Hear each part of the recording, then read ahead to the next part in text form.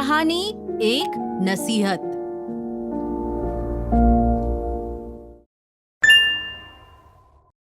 नमस्कार, मैं हूँ दिव्या। आप सुन रहे हैं एक कहानी एक नसीहत रेडियो मनी 9 पर।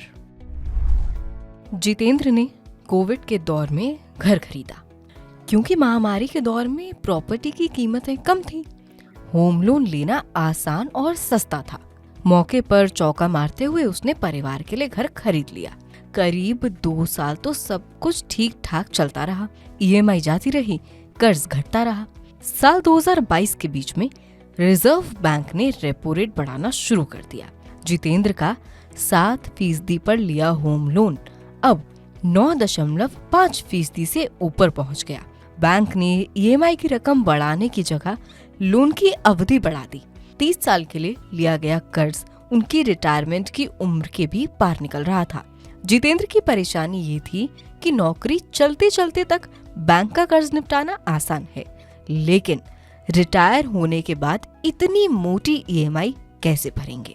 जितेंद्र ने अपनी परेशानी का जिक्र दोस्त रघु से किया।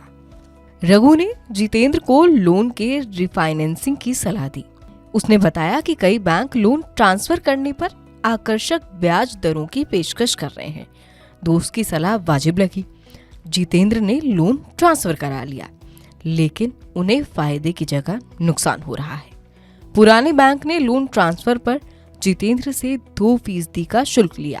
जिस एनबीएफसी से उन्होंने कर्ज लिया उसने पहले तो कम ब्याज दर की पेशकश की, लेकिन कुछ महीनों बाद तेजी से ब्याज दरें बढ़ानी शुरू कर दी।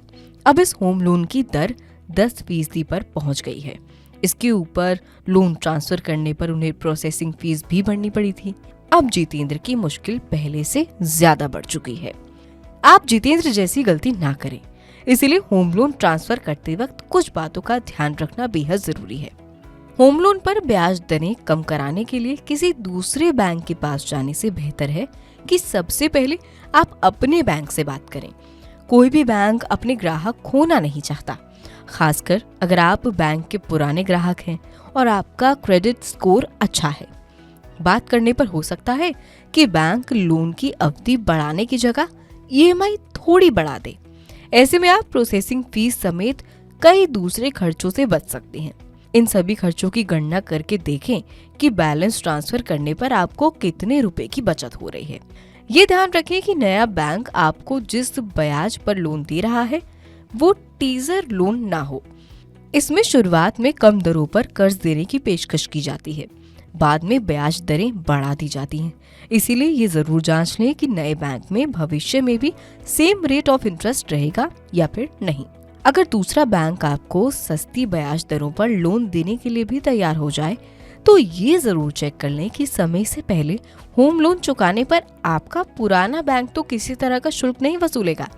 साथ ही ये भी देखें कि आप जिस बैंक या एनबीएफसी में लोन ट्रांसफर कर रहे हैं वो समय से पहले कर्ज भर देने पर कोई चार्ज तो नहीं लगा रहा है।